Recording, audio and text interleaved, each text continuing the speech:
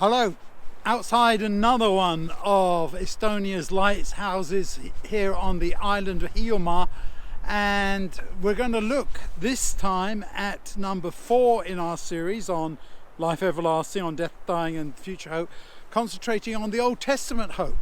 And as you see from the notes, there is not a huge amount of material specifically as we would understand it today after what Jesus has said about the Christian hope, because they had, let's say, some limited perspectives on hope.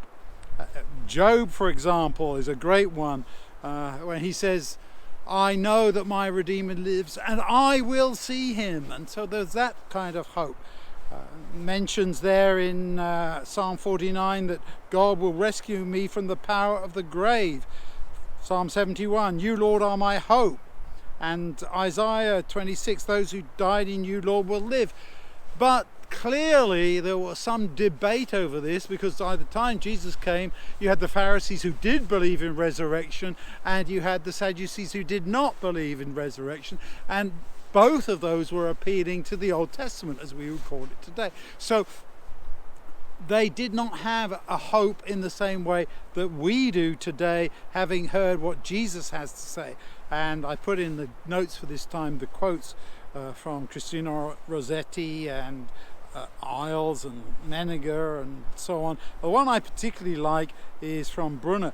Hope is one of the ways in which what is merely future and potential is made vividly present and actual to us. Because even though hope is usually seen as something for the future, we do our hoping here and now. This is when we do our hope, and this is where we look forward and we have that perspective of thinking of what it's going to be like in the future. And I think that as we consider the Old Testament and those people who lived before Jesus, they had to hope in a less definite way than we do today. Jesus said, I will come again. The blessed hope that Titus speaks about. We are saved by hope, Paul writes in Romans and so on.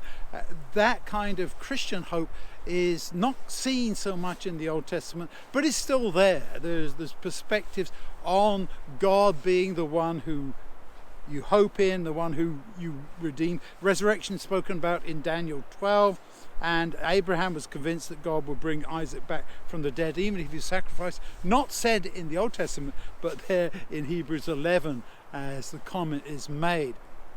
So, without hope, I think it's impossible to really live here in the present. This world that we have around us, not what we were meant for. C.S. Lewis says that if you think you weren't meant for this world, you have that perspective. That's true. That you were not meant for this world. And this world that is full of sin and evil and death is not what God planned for us. We are to look forward to a very different kind of experience with God and a very different home with God.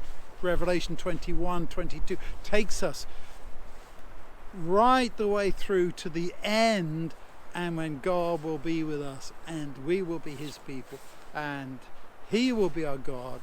We will live forever. We don't need the light of the moon or the sun, because God himself will be our light. So there's the hope.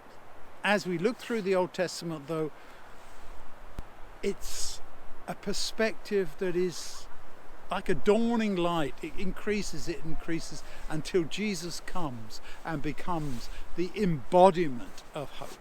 Let's look forward to that day. Let's hold on to our hope. Let's talk about what the blessed hope means to us individually and hold that hope for always in our hearts and look forward to seeing Jesus when he comes.